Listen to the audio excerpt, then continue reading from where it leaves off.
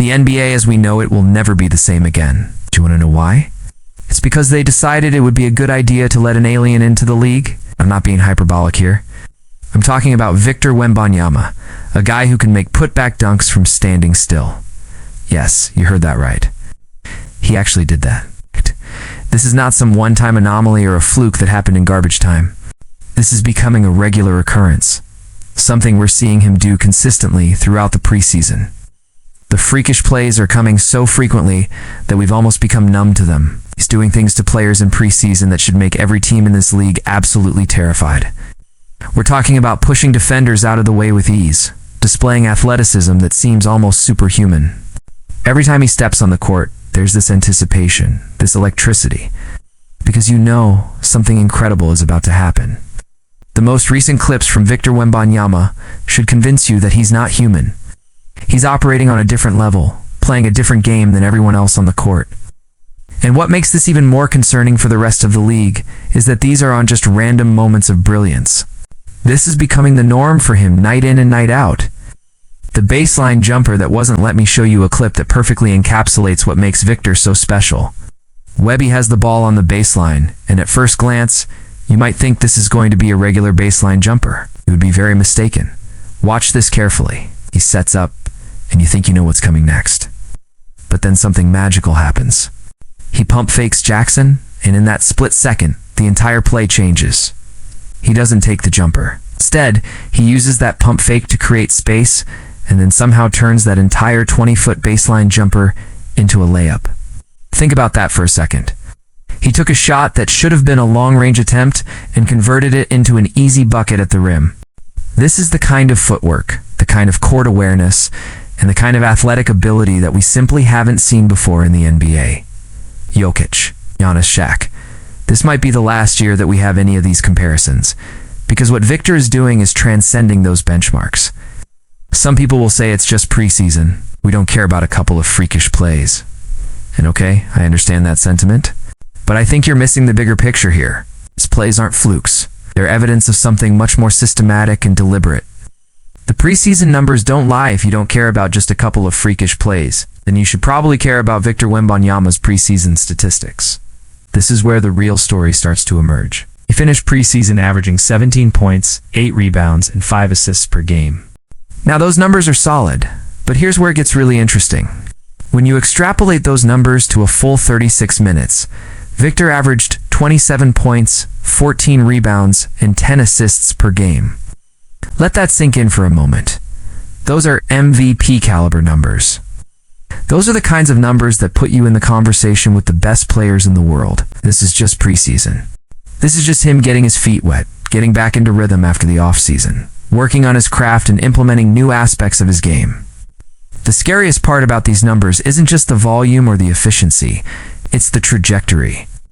It's the fact that he's showing improvement in areas we didn't think he needed to improve in. It's the fact that he's working on things during the offseason, and we actually seeing those improvements translate to the court. Most players talk about working on their game, but very few actually show those improvements when they step back on the court. Victor is different.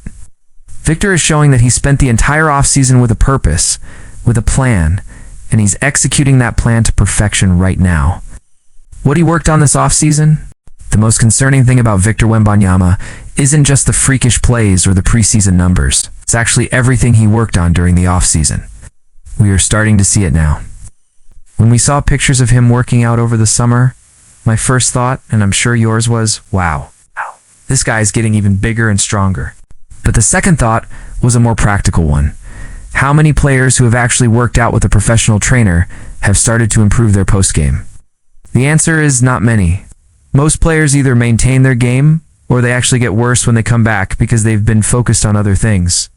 But Victor is different. He's showing us that he spent significant time working on his post moves, his footwork, his ability to create space, and his overall offensive game. You can see it in the way he moves, the way he sets up his shots, the way he attacks defenders.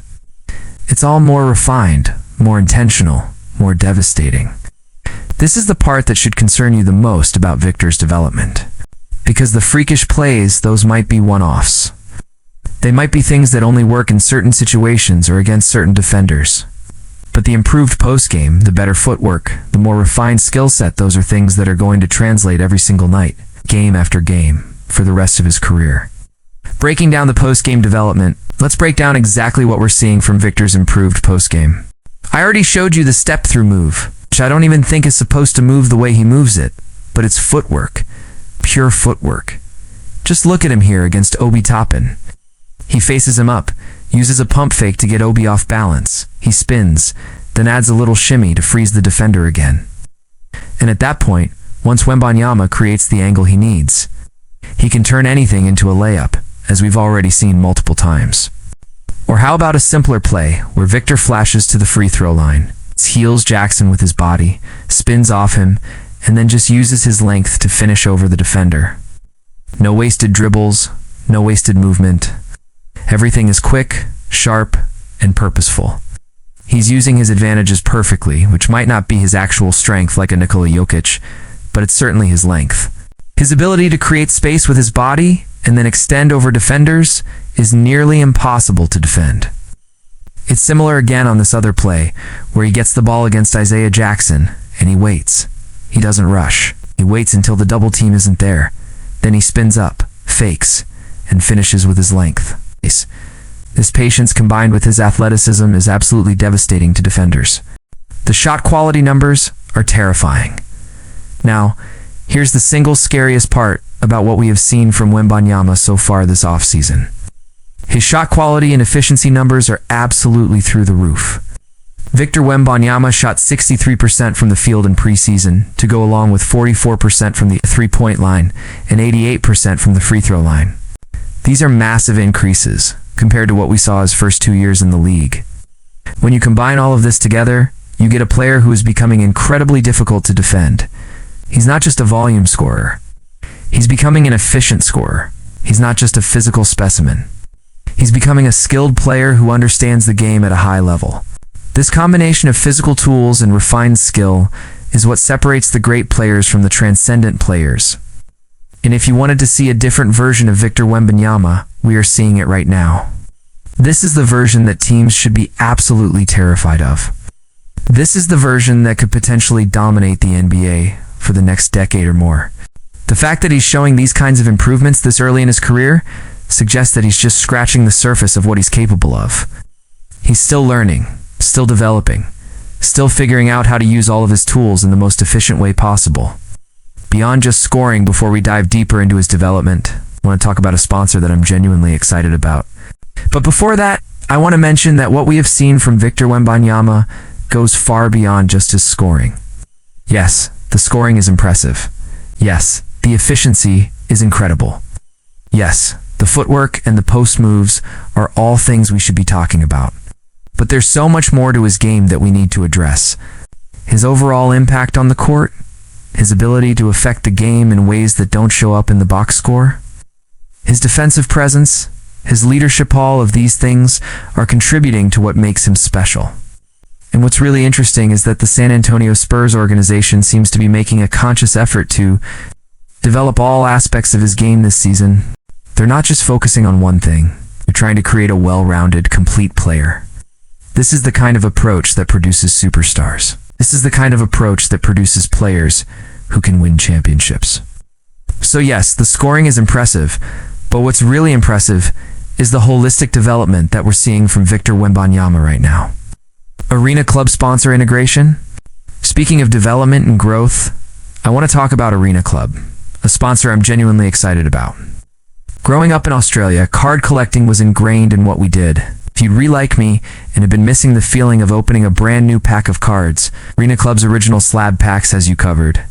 They've taken those physical cards and turned them into a digital platform where you can get authentic graded cards instantly. They have different tiers of slab packs starting at $25 and up. And here's what I really like about this. Every pack has grails that are worth at least 20 times the price of the pack. That's incredible value. What's great about Arena Club is their transparency. They show you every card that's in the pack and the likelihood of pulling those cards. You know exactly what you're getting into before you commit to the purchase.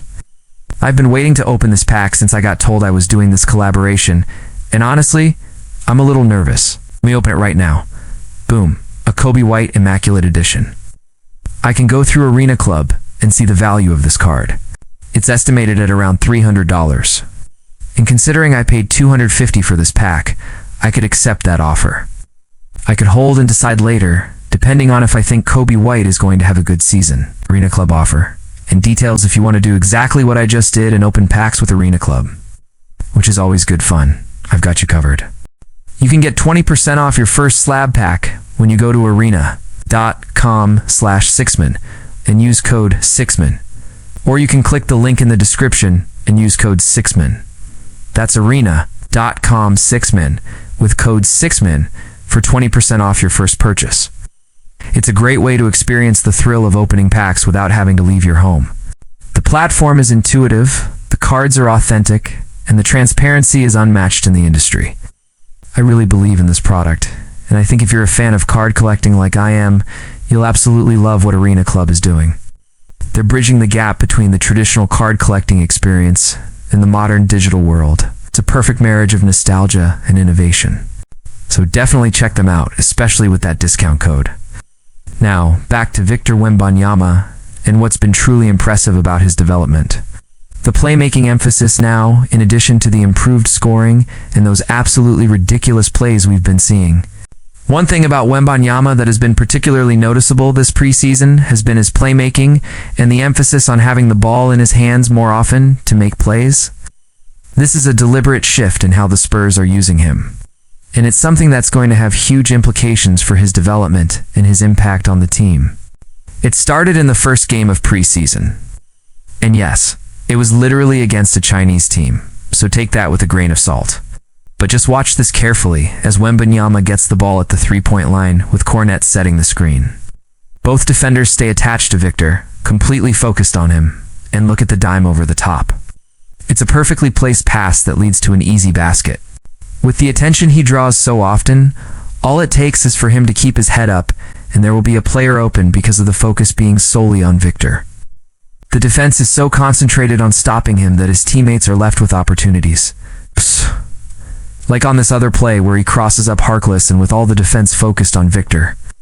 He finds Champagne wide open in the corner for a three-pointer. This is a part of his game that I personally think has been underrated since he was a rookie. The playmaking quote and philosophy and this playmaking ability is only getting better.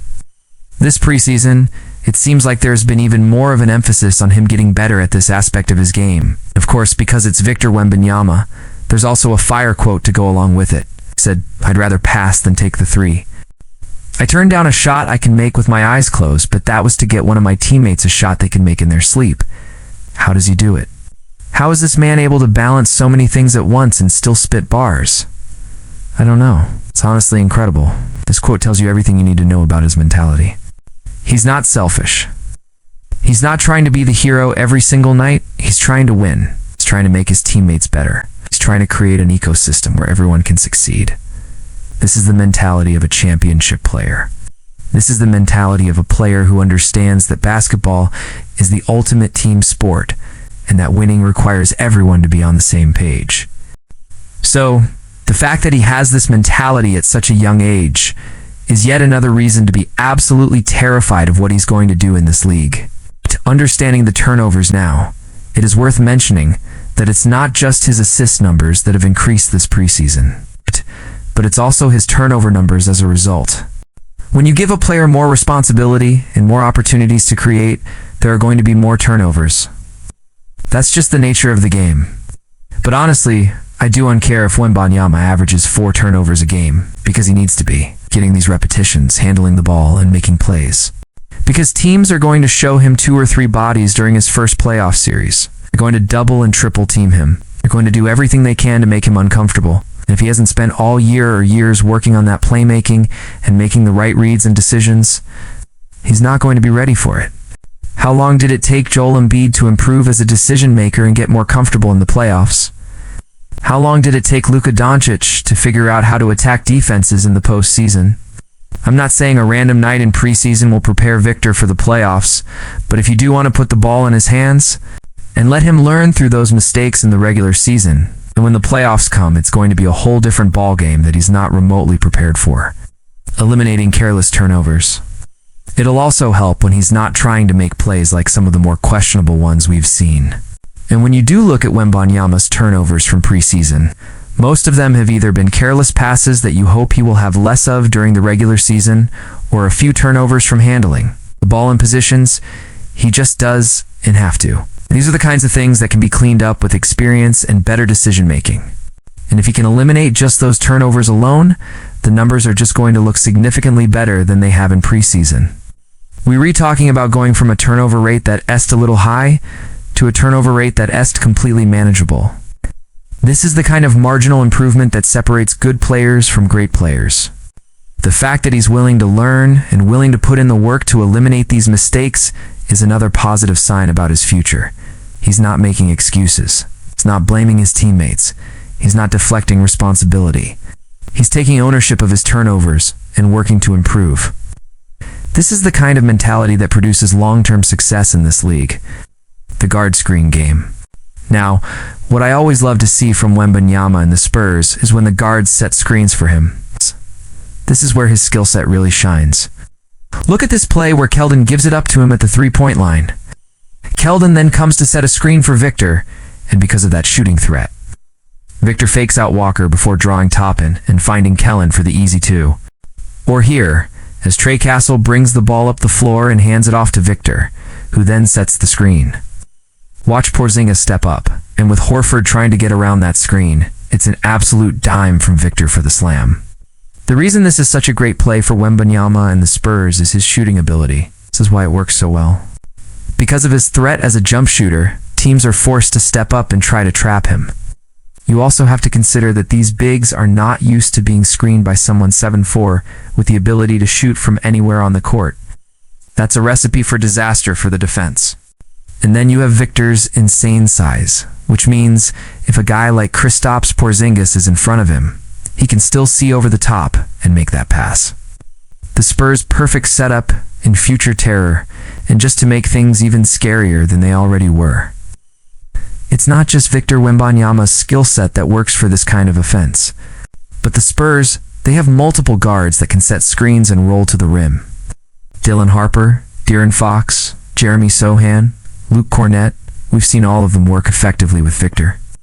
There are so many players that can work alongside Victor as the ball handler, and I want to see more and more of that.